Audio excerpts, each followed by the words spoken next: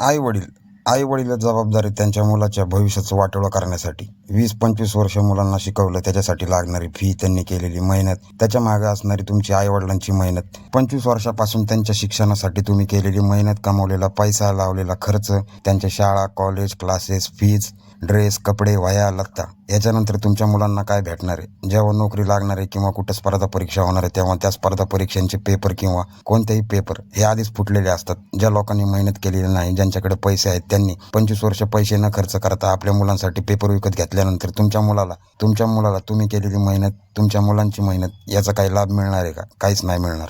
कारण की मोठ्या मोठ्या होणाऱ्या पदांसाठी ज्या परीक्षा होतात, जसं की नीट एक्झाम, आता पेपर फुटले होते. या पेपर फुटीनंतर 20 विद्यार्थ्यांनी आत्महत्या केली होती, परंतु ते मुलगा आपल्या घरातला नव्हता, त्यामुळे आपल्याला जास्त काही फरक पडला नाही. मागच्या काही वर्षात आपण महाराष्ट्रामध्ये बघितलं की प्रत्येक जात किंवा वेगळ्या वेगळ्या जाती स्वतःच्या आरक्षणाच्या उपोषणासाठी मोर्चे काढतात, ते फिरतात, ते खूप प्रयत्न करतात, परंतु आरक्षण जरी मिळालं तरी त्या आरक्षणाचा काय उपयोग होणार आहे का? तुमच्या मुलाला नोकरी लागणार आहे का? तुमच्याकडे आरक्षण असेल पण तुमच्या मुलाला नोकरी नसेल, जर तुमच्या मुलांना पुढच्या भविष्यासाठी तुम्हाला काही करायचं असेल तर तुम्ही आत्ताच करू शकता. आत्ता नाही केलं तर केव्हाच नाही. सोनम वांगचुक सारखा माणूस, जो एवढा मोठा शास्त्रज्ञ शिक्षक आहे, तो जर उपोषण करत, सर्व भारतीयांच्या विद्यार्थ्यांच्या भविष्यासाठी उपोषण करत, समजा त्याला काही झालं, त्यांचा मृत्यू झाला, तर ह्याच्यानंतर जर एवढा मोठा माणूस उपोषण करून मरतो, त्यानंतर तुमच्या घरामध्ये बाहेर कुठेही काही होऊ द्या, तुम्ही काही करा, उपोषण करा किंवा काहीही करा, तुमच्याकडे कोणीही लक्ष देणार नाही. पण याच गोष्टीसाठी एक माणूस, सोनम वांगचुक नावाचा, जंतर मंतरवरती मागच्या 18 दिवसांपासून अन्नत्याग उपोषण करत आहे. एज्युकेशन मिनिस्टर धर्मेंद्र प्रधान यांच्या विरोधात त्यांनी उपोषण ठेवलेलं आहे आणि त्यांचं म्हणणं आहे की त्यांनी राजीनामा द्यावा. जर आपल्याला कोणत्या पक्षाची भीती वाटत असेल, आपल्याला कोणत्याही पक्षाचं नाव घ्यायचं नाही आहे, कुठल्याही नेत्याला काही बोलायचं नाही, आपल्याला जे काय करायचं ते फक्त सोनम वांगचुक यांच्या नावाने करायचं.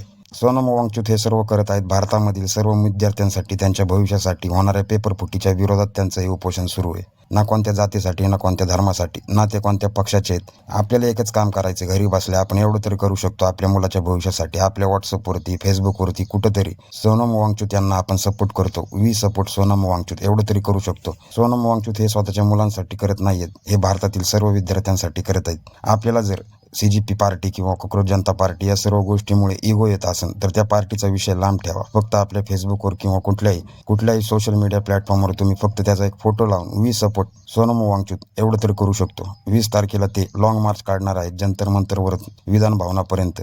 या मार्चला आपल्याला दिल्लीला जाणं शक्य नसलं तरी आपण एक गोष्ट घर बसल्या आपल्या मोबाईलवरून आपल्या मुलांच्या भविष्यासाठी करू शकतो. तर तेवढंच करायचं आईवडील म्हणून, आणि तुमच्या मुलांच्या भविष्यासाठी तुम्ही तेवढं तरी करू शकता. जास्त ज्ञान दिलं असं वाटतं असेल तर माफ करा, पण जर पटलं असेल तर नक्की घर बसल्या तुम्ही तुमच्या व्हॉट्सअपवरती, फेसबुकवरती, कोणत्याही सोशल मीडिया ॲपवरती त्यांना, सोनम वांगचुक यांना सपोर्ट करतो असा एक फोटो किंवा इमेज किंवा पोस्ट तेवढं तरी करू शकता.